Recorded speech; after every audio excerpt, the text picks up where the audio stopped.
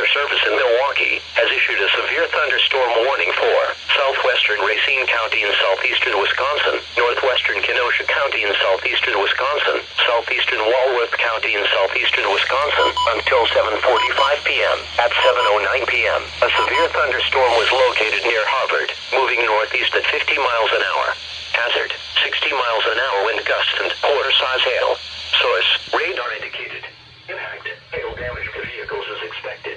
Expect wind damage to roofs, siding and trees.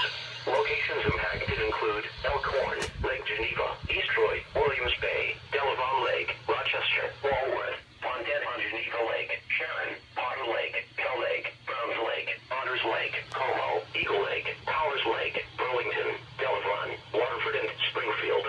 Remain alert for a possible tornado. Tornadoes can develop quickly from severe thunderstorms. If you spot a tornado going once into the basement or small central room in a sturdy structure, for your protection, move to an interior room on the lowest floor of the building. A tornado watch remains in effect until 11 p.m. for southeastern Wisconsin.